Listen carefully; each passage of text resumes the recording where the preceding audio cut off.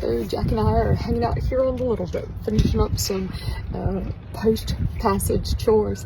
This was turtled up on the back, and we flipped it back over, dropped it into the water, and now I've wiped on the inside of that with 303. This is their protecting spray, and that's what it's for, stuff like this. It oxidizes the same way that everything else on our boat does.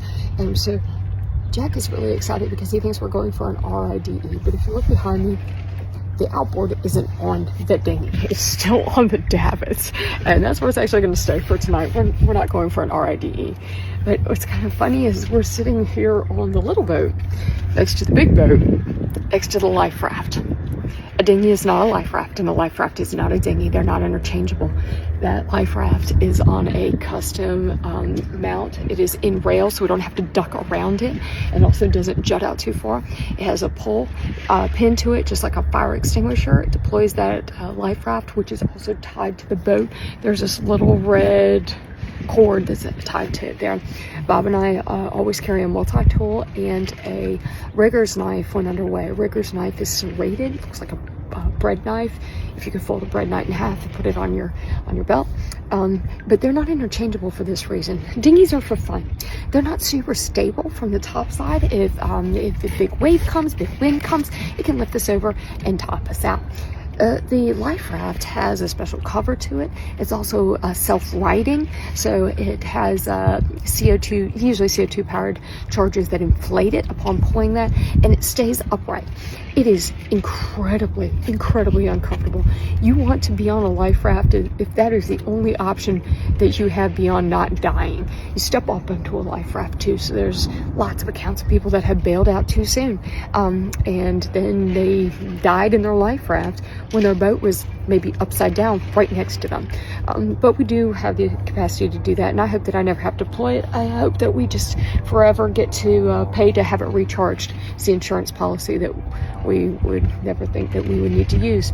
If you've never had the misfortune of being on a life raft, let me describe it to you, because I did get to deploy a life raft and get into it, and it sucked.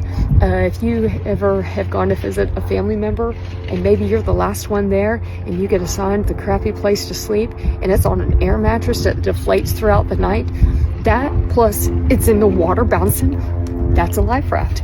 It might make you want to die, but it will also give you a reason to stay alive. So the differences between the two are really important. If you had to get one, I would say without a doubt it's going to be a life raft. You never know when you're going to need it. If you're cruising in the Chesapeake and you're within land, that's a decision that you have to make. But for me, I want a life raft on board.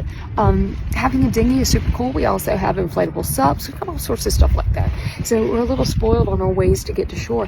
And it wasn't actually until last year, which was Jack's second year on board, that he even wanted to get in it, but he associated it with land. So it's a fun time there. But if your adventures are going to take you anywhere where you have big weather, potential for catastrophe, if people cannot get to you, when we're on the water, it's not like calling 911 and somebody is there in 10 minutes.